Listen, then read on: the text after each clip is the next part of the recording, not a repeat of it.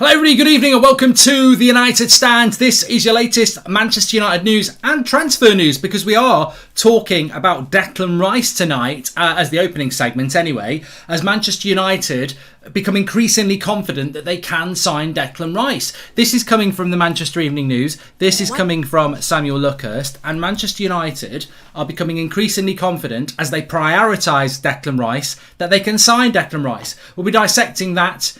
I'm getting hungry. We'll be dissecting that in a moment. Also, I want to talk about Hannibal Mabry as well. Very exciting young player at Manchester United who really should be breaking through this season. Will he get that opportunity when you look at the stacked amount of players that we've got in the attack? And also an interesting story from the Times that Manchester United rejected 6 offers for Jesse Lingard and now he's rejected a new contract with us. Is that a mess? I don't know. And we'll also be talking about Ronaldo and whether he's going to be on penalties and free kicks, just penalties, just free kicks. We'll be talking about that as well. But first of all, it's my favourite integration of the day. It's the only one, don't worry about it. We are sponsored by Manscaped. Autumn is in the air. Apparently, it's bloody boiling, but autumn is coming, and our friends at Manscaped are here to make sure you don't carve your trouser pumpkins when you're grooming. It's a Halloween joke. Make sure you're keeping your things fresh this autumn with your bits. I suppose make sure you're keeping your bits fresh this autumn. That's what they should say. With the leaders in male grooming and their brand new 4th generation performance package. Join over 2 million men worldwide who trust Manscaped with this exclusive offer for you. 20% off and free worldwide shipping when you click the link in the description. So what's so great about the Lawnmower 4.0? A new multifunctional on and off switch and a travel lock created for people who like to travel. The ability to turn the LED light spotlight on and off when needed for a more precision shave. The new trimmer also allows you to customise your trim through the additional guards that it has, and it's sleek with a two-toned matte gloss finish, even featuring a hot foil stamped black chrome Manscaped logo. Very fancy. And of course its wireless charging system uses electromagnetic induction, which can help battery life last longer. Very, very fancy. Alongside the Lawnmower 4.0, you can also get lots of other additional things like the Weed Whacker, the Crop Preserver, the Crop Reviver, very comfy boxy shorts, and a travel pack. The Weed Whacker is this. The only time I ever get a chance to use this is when I'm actually doing the integration. It's actually very good, but I never think to do it. And at my age, very good. If you're a bit older, you can use it in your ears, but clean it first. And because Manscaped care about everyone that watches the United Stand, they're giving you a huge 20% discount when you click the link in the channel description, and you do get free worldwide shipping as well. So trim the grass to make the yard look bigger. And I must admit, the amount of people who message me, friends and that, who say, I've seen this Manscaped, is it any good? And I always say yes, and then they say can I have the 20% discount. I've had about 6 people do that in the last couple of weeks. So check it out, links in the video description. Let's fly into the show. Thanks to Manscaped.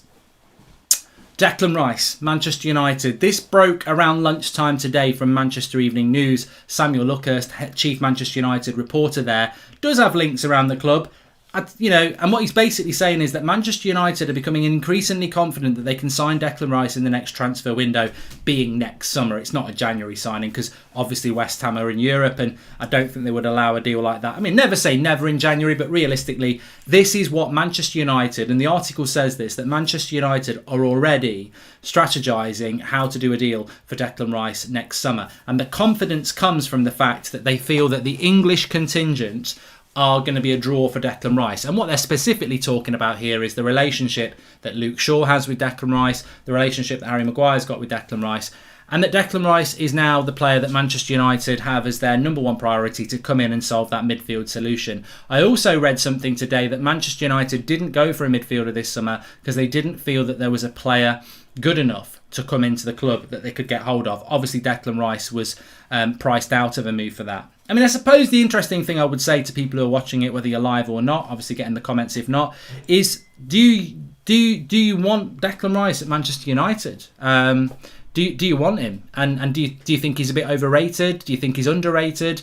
I mean, the price is an issue, but I think the price for Rice will come down to about maybe 60, 70 million pounds next summer. He signed a massive contract at West Ham, and I've got to be honest with you, I don't know why Harry Kane and Declan Rice did this. I really don't. You sign a 5-year deal with a club, you're stuck. You can't really moan about, I can't get a move. If you don't put a release clause in for a reasonable price, the clubs have got every right. I've got no sympathy. If we had Paul Pogba on a 5-year deal and he was trying to go to Madrid next summer, I'd be like, well, they either pay us 100 million or they don't get you, Paul. It's as simple as that. So I don't have a lot of sympathy with Rice and Kane. Maybe they've been badly advised, but in the modern game, you need that contract to be running out if you want to get out of the club for a reasonable price. And I think West Ham will ask for a lot of money for Declan Rice. So, but it is interesting that we're looking at him. What I would say is that I don't disagree that United should be looking at Declan Rice. I personally do think he'd be brilliant in that midfield position. I think if we had him now, I'd be very confident of winning the league. I think he's the player that you drop in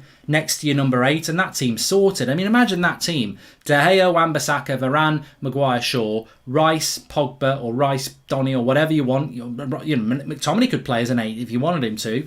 Bruno, Ronaldo is the striker, and then Sancho, Greenwood or Sancho, Rashford, whatever. There's no weakness. There's no weakness in the team then. So I would love to see that happen, but I'd love it to have happened this summer, but we're talking next summer now. And the thing that comes into my mind about next summer is that I remember about 2 or 3 years ago, we were going to sign James Maddison, and it was after the transfer window had closed, and we're going to buy Maddison. And at the start of the season, he was doing well for Leicester, and United were going to sign Maddison. And by the end of the season, we were going to get Grealish. So we've got to remember that the transfer window has only just closed, and the next opportunity to buy a player like Declan Rice is nearly a year away, 9 months. So, a lot can happen between now and then. Tchouaméni's been mentioned. There are other players as well. And what we do know with Declan Rice is that I think he fits Manchester United perfectly.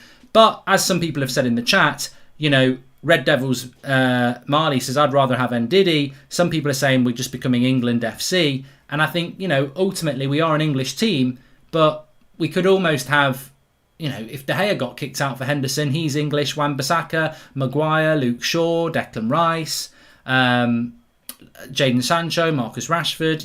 I don't want us to be top. I don't want us to be England FC. The thing I think about Manchester United when I think back to the success we've always had, we used to struggle in the Champions League in the early 90s because there was a restriction on how many foreigners you could have playing for you. And we've always been a team that has 4 or 5 good foreigners in our first team. So I want that to continue. But I do like Declan Rice and I would very much welcome him at the club. But I think it's a bit premature to start saying it's going to happen. And also, the one thing I would pick up on from the story was that Manchester United are becoming increasingly confident. That's soda water, that is. I had lime and soda with my tea. The one thing I would say is that in relation to the increasingly confident that we can sign Declan Rice avenue, I don't agree with that. I don't know where this has come from, because you know what I know and you know what I've said before. If they're going to say that United are confident they can get Rice because Luke Shaw and Harry Maguire get on with him really well, Mason Mount's his best mate and he's a Chelsea fan.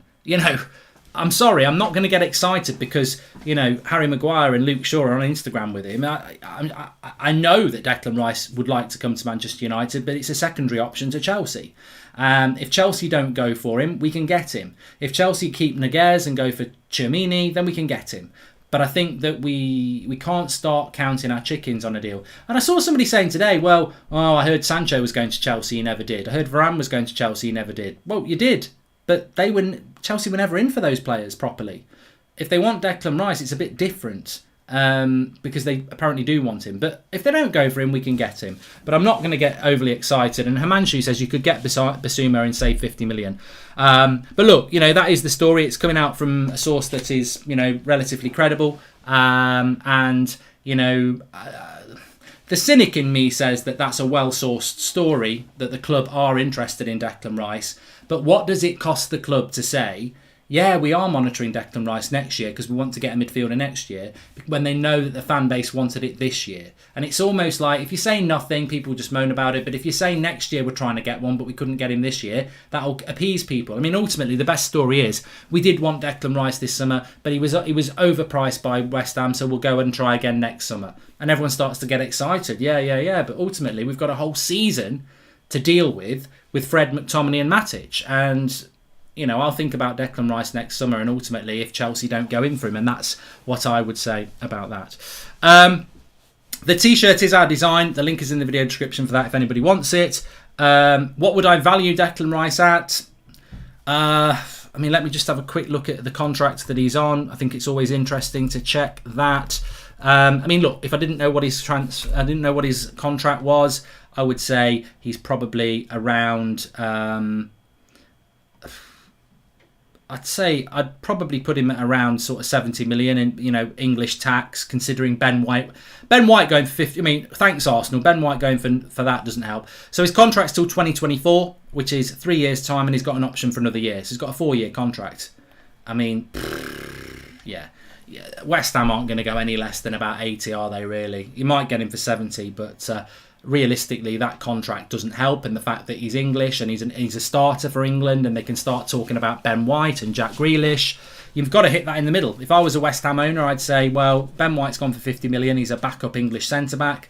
Jack Grealish has gone for 100 million. He's an attacker. We'll start off at 75 million, thanks. That might be a problem. And that would be most of our budget gone next summer, when you could get somebody a lot cheaper. I mean, Chouameni for Chelsea will be less than 30 million. Could be a better player. Could be a better signing. Do we do that enough at Manchester United? Do we go and scout players well enough on the continent who are good enough to come into our team? We're very good at buying young players, but we're not very good at buying players that come straight into our team. And you can say Bruno, but a lot of people were looking at Bruno, and Bruno went straight into our team for quite an expensive price. Look, I would take Declan Rice. That's the bottom line. I'm not going to lie about that. So we'll have to see how that develops. One player I do want to talk about is Hannibal Mabry, but before we talk about that, let's just talk about West Ham link again. Jesse Lingard hasn't signed a new contract. The bookies have got his next move as 2-1 to West Ham. I still think the most favourite option is that he'll sign a new contract at Manchester United, to be honest with you. But the Times today reporting that Manchester United rejected six offers for Jesse Lingard from 6 separate clubs this summer. And the mind starts to think, what a bloody mess. And this is going to feed into what I'm going to talk about Hannibal in a minute. But ultimately, we've got a player that I personally don't think should be here. I think he's a good player. Like Levin said last night, it's not about not liking him. I think he's a good player who proved at West Ham that that's his level and that's where he should be, and that would get him in the England squad, who thinks he can still be a Manchester United first team player, when I don't think he can when you look at the quality of players that we've got ahead of him. So he's been allowed to stay, and United have rejected 6 offers, and now he's rejected a contract until he finds out whether he's a first team player. I think it's a mess. I think it's an absolute mess, because I don't think he is a first team player for United. I think he's a bench player. And if he's not going to sign a contract as a bench player, he's going to walk for nothing. And we could have sold him to 6 clubs in the summer. So I ask the question again, what was Solskjaer and Manchester United thinking about in relation to Jesse? They should have sat him down and said, you're going to be a bit part player this year. You will get minutes, but you're not going to start because I've got too many good players. I can't start you every game. You're going to be a bench player. Are you happy with that? Yes. Will you sign a contract? Yes. If he'd said no to either of those, you sell him to one of the 6 clubs who put an offer in. But for Manchester United to have rejected it, again, it takes the blame away from Jesse completely for me. I said this last night. I don't blame him for not signing a new contract. If I'm in his situation and I've been promised first team football, then I'm not going to sign a new contract until I've had first team football, because I've got people around me, mates, agents, whatever, and I'm going to be saying to Jesse, you know what, mate? How are you going to get first? How have you been promised first team football? They've got Sancho, Greenwood, Rashford, Martial, Bruno, Ronaldo, Cavani, Pogba, Van der Beek. How are you getting first team football? Like, how are you going to do it? Oh yeah, well he said I was.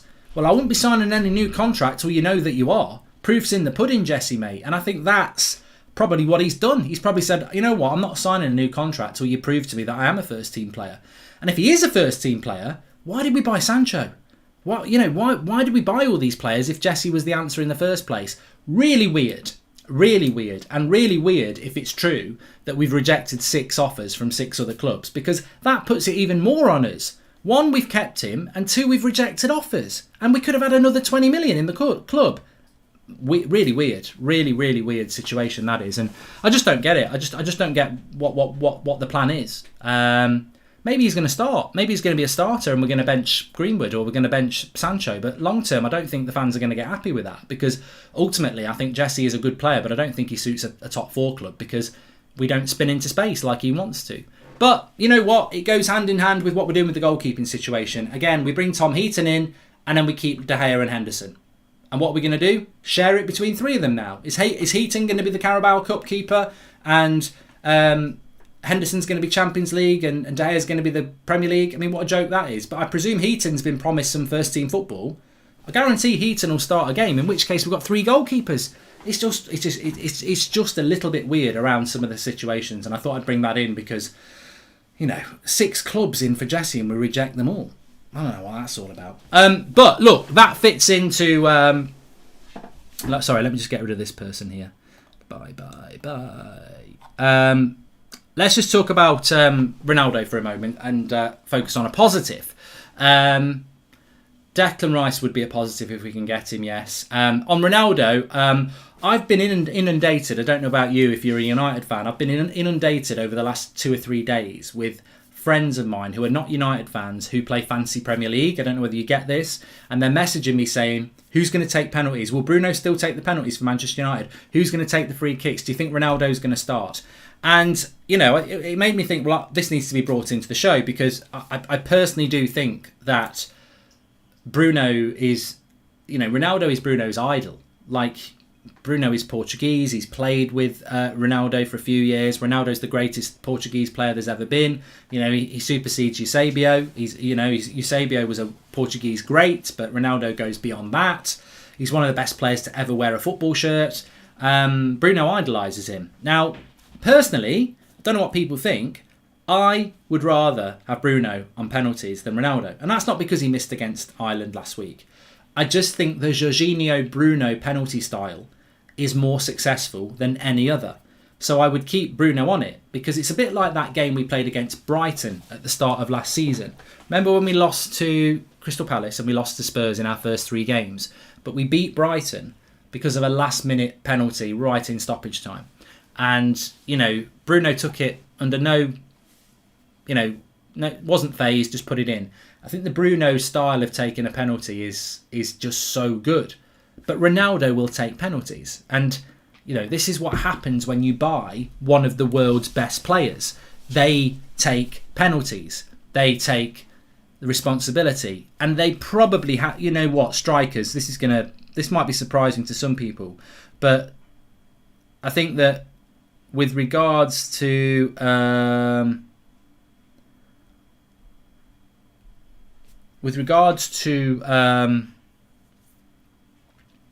I've just lost my train of thought. With regards to strikers, like, remember when Alan Shearer, well, some of you won't, Alan Shearer, I think it was the summer of 96, went from Blackburn to Newcastle. United were interested in him, but he went from Blackburn to Newcastle for 15 million. I think it was a world record at the time. It was certainly a British record. That will be in the contract of Alan Shearer, that he takes the penalties. Imagine what Ronaldo's got in his contract. He ain't just come here because... he's not just come here and gone, yeah, whatever. There'll be stuff in his contract. And the number 7 shirt will have been in his contract. United have had to sort that out. But penalties will be in Ronaldo's contract. So Ronaldo will take the penalties. I'm pretty sure about that. Free kicks. I'm not... I heard somebody say the other day, Bruno won't take the penalties, Ronaldo will, but Bruno will take the free kicks. I don't know. I think if Ronaldo fancies it, he'll take them as well. And again, I would argue that Bruno's technique is probably more consistent than Ronaldo's, but he might end up taking the free kicks as well. I'm convinced he'll take the penalties because for Ronaldo, it's about scoring goals. That's what he's here to do. So it will be Ronaldo on penalties, and I reckon he might still take free kicks. And I don't think that Bruno will really care a massive amount about it, really, because he gets to play in club football with his idol, which is Cristiano Ronaldo, and I don't think it will bother him massively either way about that one. So we'll have to see what happens. Hey Mark, haven't been able to watch live much lately. Hope you're doing well. Thank you, everything you do. Much love from the state of Missouri, says Braden. Thank you very much, Braden. And Mark, I feel like Haaland deal would be a financial disaster, says Funky. Well, going back to the Declan Rice story there, I think if we did buy Haaland, we wouldn't be getting Declan Rice because the Haaland deal would be a financial outlay we've never had to make before. And also, in relation to that financial outlay, you'd have huge issues around Haaland in 2 or 3 years' time when he decides he wants to go to Barcelona or Madrid, or more importantly, what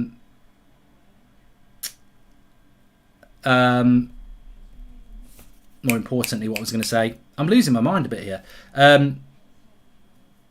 Mino Raiola decides he wants him to go there. So I think the priority does need to be a midfielder next year before a striker, but some people would say they want Haaland anyway. Right, I want to talk about Hannibal Mabry. That's what's been flustering me. We are a little bit earlier on the show tonight, by the way. 7 o'clock show instead of 8 o'clock. The reason for that is because England are playing Portugal. It kicks off in about half an hour. I'm doing a watch along on That's Football. It's already set up with a live chat, so you can go over there at any point you want, preferably at the end of the show, and we'll be going live on there with that. So thanks everyone who is going to do that. I want to talk about Hannibal Mabry. Mino wants him paid 820 grand a week. How the hell is that going to work, says Funky. Well, it'll work because he wants it to work, and it'll work because they've got this release clause in. This release clause for Haaland, I think they'll want another release clause. I think he'll basically want to keep having release clauses in the contracts for Erling Haaland because it means that they can make more and more money. Erling Haaland will be a very, very successful footballer. Of course he will. But he'll also be a footballer that makes a lot of money. So, yeah. Mino wants, yeah, I've done that one. Okay, just caught up there. Thanks for the super chats, by the way. Remember, if you want to do super chats and get a shout out, the link, you can do it by clicking the $sign in the live chat. And if you want to join the members club, you can do that by clicking the join button and have a little badge next to your name, like, so this is going to fall on flat, Doogie, who says that's the important thing. Bruno will not care either way, whether Ronaldo takes penalties or free kicks. Shout out to Doogie, who's in our members club. Right, let's talk about Hannibal Mabry. I really wanted to bring this in. I was reading an article today about Hannibal Mabry and like how he's doing really, really well in training. And he's doing really well in training. He's a very talented lad. 18 and a half now. Obviously, he got called up for Tunisia. Was he international Tunisia in the summer? And very, very talented player. We picked him up from Monaco a few years ago, coming through the youth setup. Very, very highly thought of. Nicky Butt was speaking about him before he left, and they really do think a lot of this player. Now, this is something that I wanted to bring in because we've spoken about this a little bit, and I've said I don't see how any young player breaks into the first team this season because of the volume of players that we've already got. We've got a senior team of over 20, is it 25 players or something like that? That's over two teams, really. And Ollie doesn't rotate massively, and a lot of these games we're going to have to go strong in, the Champions League and the Premier League. So it only leaves Carabao Cup and FA Cup to use reserve players. So how the hell is a young player going to get in? But the interesting thing is, Hannibal is training with the first team and he's holding his own. He's training with the first team every day and he's up there with everybody else. He actually deserves to start getting some first team football. But the pathway to the first team is blocked. It is blocked because if we're talking about how does Lingard play or how does Mata play, how the hell does Hannibal Mabry play? A player that's trying to break in, who is 18 years of age and is trying to break in. Any other season, this is a guy that should be getting 10 games this season. You know, gradually build him into the team. But how is he going to do it? And the interesting thing is, a lot of people are starting to switch on to this around the club and around the media. And you know, certainly players who are training with him, and they're saying he's so talented. He's literally banging on the first team door to get minutes. Not start, but, you know, start to be infiltrated into the team. But the problem he's going to have is that, you know, look at the bench on Saturday. We know Rashford's got to come back. The bench will probably be attacking midfield-wise. Van der Beek, Lingard, Mata, Martial, Sancho. That's if Greenwood, Pogba, Ronaldo start. You know, Mabry's not going to get on the bench. And then when Rashford comes back, that's another spot. So he is. It's sad in a way. I hope this isn't the case. But many of us spoke about it over the summer. If you're a talented young player this season at United, you're going to really struggle to get any game time. And I wonder whether we should have loaned him out, because training with the first team, it's not the same as playing a first team game for Rotherham, you know, in League 2 or League 1, whatever league they're in. These are opportunities for him to, you know, really build out this season. And I really hope he does, because I think in Hannibal Mabry, we've got a player. I'm not saying he's as good as Greenwood, but we've certainly got a player who's talented and could have a great future. But you don't want to miss it. 18 and a half for an attacker is the right time to play. If we waste this year, he's 19 and a half. And I think he needs to play. I think he needs to be playing some first team football. And I really hope that Ollie doesn't just go, well, to be honest with you, I've got to give Mata minutes. I've got to give Jesse minutes and not give Hannibal minutes, because the future is Hannibal. And there's not much future with Mata. There isn't any future with Mata, is there? And I think Jesse's 29 this year and he's not signing a new contract. So I think in many ways Hannibal is the better option out of those two, but those two are on such big money and are such high profile players. You can see that they're going to block Hannibal getting on the bench and getting minutes. And I think that'll be very sad. So it's one to watch this season because he's one to watch. He's literally knocking on the door of the first team and he's performing fantastically well in training. And, you know, I don't know whether anyone's, you know, I hear these things about what goes on in training anyway, you know, like when Ahmad came into the club. But even if you only saw the clip yesterday that United put out, Hannibal there taking on, you know, running Fred around and, you know, interlinking with Donny. He's a very, very talented player. 6 foot as well. You know, he's no shrinking violet. He's going to get physically stronger and stronger. I personally think he might force his way into the first team because what I also think is that because he's training with the first team and, you know, people like Ollie are going to see him, you can't ignore the fact when he starts skipping past McTominay and Matic and Fred and, you know, he's scoring great goals just like Sancho is. You've got to start giving him game time. And I hope we do give him game time. And I hope he does get a breakthrough this year. Because what I don't want to see happen, what I fear might happen is, you're 18, lad, your time will come. I'm going to go with Jesse and Mata and everyone like that. Because at 18 and a half, it's still young, but it's definitely old enough to be getting game time. And I hope he gets some. Why in the world would we buy Haaland? We collect, says DNCs. I don't think we need Rice. I think Donny can become a much better number 6 than Rice, says Chicken. I also think that Fred, who fans forget was brilliant against City last season, is better too. I think that might be a joke. I certainly think Declan Rice is a better number 6 than Fred, and I think he's a better number 6 than Donny, considering Donny's never played there for United. So, yes, I think that Declan Rice is a specialist number 6 that would be nice to bring into the club. Sanj says Alvaro Fernandez is also starting to make waves apparently and training with the first team. Yeah, he's a left back, isn't he? He's the lad we bought in. I think we got him from Real Madrid. So, look, at some point this was always going to happen. There are young players that we've brought into this club that are going to be good enough, and there's some that aren't going to be good enough. The problem is they're going to get 18, 19, and it's like, where's the path into the first team? And if we don't provide a pathway to the first team, then we're going to waste those talents. And I think in the case of Hannibal Mabry, definitely this season he needs first team minutes. And if he's not going to get it at United, we should have loaned him out, because this season he's ready. He's training with the first team. He's doing really, really well, and he needs first team minutes. And we've got to find them. We've got to find them. And to be honest with you, give Mata his coaching badge. Give him a jacket. Like, I'd rather see Hannibal playing than Mata, because we'll never learn anything more from Mata than we already know. Whereas with Hannibal, we can actually develop something that could be really exciting, and he could be another superstar at the football club. And interestingly, another player that I always thought would end up being quite good, I don't know whether anybody spotted it today, we got him in from PSG, Alua Traore. He was like, people were saying he was going to be sort of like this combination of Pogba and Kante. He was a super midfielder. He ended up going, and I think he's just gone, can't remember where he went. I think he went to French League 2.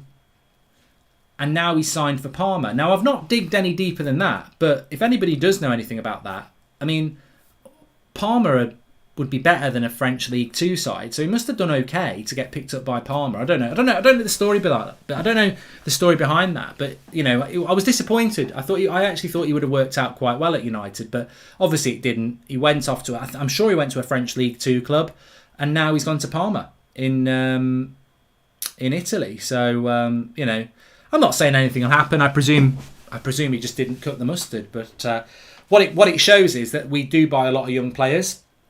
You know, I can think about over the last 5 years, there's loads of names that you see. United have signed 16-year-old or 15-year-old from here, and you think, well, where are they? Well, Hannibal Mabry is one of those players. Honestly, what has Ollie even accomplished throughout his term? He's done nothing but give hopeless players unlimited game time. Sir Alex, we miss you, says DNCs. Hey, we've got a very exciting time at United. We're getting very, very... This is the last international game tonight that really matters, England and Poland. And then it's back to business in the Premier League, and I'm very excited about it. All I'd say about Ollie, whether you're Ollie in or Ollie out, it's an exciting time. and the proof's in the pudding. You know, it's time to deliver. All the cliches. It is. All eyes are on Ollie. You know, footballing style, tempo, selections. He's got to get it right now. I think we're no excuses FC. We're no excuses FC. We chose not to buy a midfielder. I know as fans we wanted one, but Ollie and the club decided not to. Therefore, they've got no excuses. You've got Varane, Sancho, Ronaldo. These are world-class tier 1 signings. Well, Ronaldo is bigger than that. So it's time to deliver. And if we don't deliver, then all eyes will be on the coaching, because I think as Levin said last night, there's coaches you could bring into that squad and you'd expect to be in a title race. So we expect to be in a title race. Why do we need Haaland when we've got Greenwood and Ronaldo? So Siddharth. Apparently we still do want a striker. I don't know why. I really, really don't know why. Please smash a like on the video, by the way. And thanks everyone who's tuned in. It's a bit of an early show tonight, because I am doing a watch along on That's Football, which will be starting in the next few minutes. On That's Football, funnily enough, for England versus Poland watch along. So we can continue the chat there, because to be honest with you, I don't really find England games that riveting and spend most of the time interacting with the chat like I'm doing now. So make sure you're tuning on That's Football. Can you call Henry Briscoe a prat, says Stan. And hi Mark, do you think we have more chance of winning the Premier League or the Champions League, says Kim. I've said it before, I think the Champions League is probably more realistic, because the Champions League is a league that is a cup tournament, which is a lot less than the Premier League. 38 games of consistency is harder than, what? Is it 8 games to win the Champions League? 9 games? Knockout? 7 games, isn't it? Quarterfinals are 2, semi-final is 2, the round before the quarterfinals. So, yeah, 7 games, plus, I mean, group stage is a piece of piss, isn't it? So, well, it should be a piece of piss. So, yeah, obviously the standard in the Champions League is hard, but the standard in the Premier League is hard now. So, yeah, we probably have got a better chance of winning the Premier League. I think we are more suited as a cup team, but we don't know what Ronaldo is going to bring to this team, do we? We don't know how Ronaldo is going to change this team at all. DNC says Matic still playing. Fred is a headless chicken. We should be top of the table. Look at our squad. It's Chelsea's era, and it hurts to say that. Well, he's not very happy, DNC's. But there you go. Look, thanks everyone for watching. 7 o'clock show, because we've got the watch along on That's Football. Just type That's Football in, Poland versus England. You'll see the chat. You can get over there and I'll be live in a couple of minutes for you. Big shout out to Manscaped. 20% off, worldwide shipping. Trim the grass to make the yard looks bigger. And that's your nose. That's for down there. 20% off. Thanks everyone for watching. I'll see you over on That's Football. Speak to you all soon.